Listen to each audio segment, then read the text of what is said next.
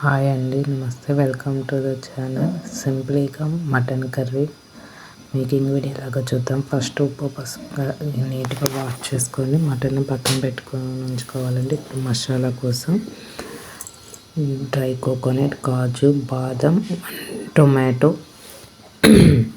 Onions అన్నీ cut చేసుకొని mixie పట్టుకోవాలి, పక్కన ఉంచుకోవాలండి. ఇప్పుడు ప్యాన్ పెట్టేసుకొని ఆయిల్ వేసుకొని ఆయిల్ హీట్ ఎక్కిన తర్వాత జీలకర్ర, పచ్చిమిర్చి, కరివేపాకు వేసుకోవాలండి.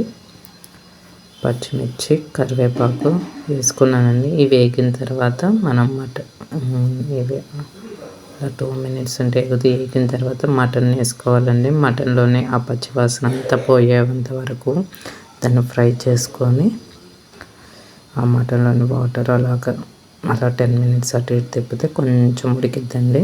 వాటర్ అంతా పైకి వస్తుంది. వచ్చిన తర్వాత కొంచెం పసుపు యాడ్ చేసుకోవాలండి. పసుపు యాడ్ చేసుకొని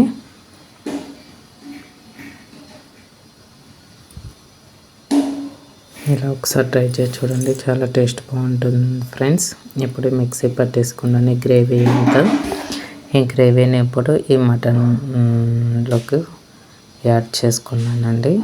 యాడ్ చేసుకొని ఇప్పుడు అలా ఒక 5 minutes అదంతా బాగా కలిదిప్పుకొని ఆ వాటర్ అంతా బయటకు వస్తుంది ఫ్రెండ్స్. ఇప్పుడు కొంచెం గరం మసాలా పొడి యాడ్ చేసుకున్నానండి. కారము, ఉప్పు తగినంత, కొంచెం పెరిగేస్తే మటన్ త్వరగా ఉడుకుతుందండి. మటన్ బాగా ఉడుకుతుంది, టేస్ట్ కూడా బాగుంటుందండి. ఉప్పు, కారం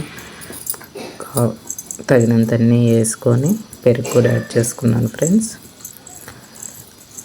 కొంచెం కొత్తిమీర యాడ్ చేసుకొని 2 tablespoon గీ కూడా యాడ్ చేసుకోండి. టేస్ట్ చాలా బాగుంటుందండి. ఇలా ట్రై చేసి ఒకసారి కామెంట్ చేయండి ఎలా ఉందో. వీడియో కనుక నచ్చితే లైక్, షేర్ సబ్స్క్రైబ్ చేయండి. ఇలా కుక్కర్ పెట్టుకొని 5 విజిల్స్ రానివ్వాలండి. కుక్కర్ తీసిన తర్వాత ఇలా ఉంది ఫ్రెండ్స్. నూనె అంతా పైకి తేలింది బాగా చక్కగా. ఇలా తేలినా కానీ తర్వాత మళ్ళీ విడిగా ఒక 10 minutes ఉడకబెట్టుకుంటే మటన్ బాగా ఉడుకుతుందండి. ఆ వాటర్ అంతా ఇంకిపోయి మంచిగా గ్రేవీ అంతా బయటకు వస్తుంది. ఇలా ఒకసారి ట్రై చేయండి. వీడియో కనుక నచ్చితే లైక్, షేర్ సబ్స్క్రైబ్ చేయండి. జై శ్రీరామ్. ఇలాగ డిష్ అవుట్ చేసుకున్నాను ఫ్రెండ్స్. ఎలా ఉందో కామెంట్ చేయండి. ముక్క బాగా మెత్తగా ఉడికింది ఫ్రెండ్స్. ఇలా ఒకసారి ట్రై చేయండి, చాలా బాగా వస్తుంది ఫ్రెండ్స్.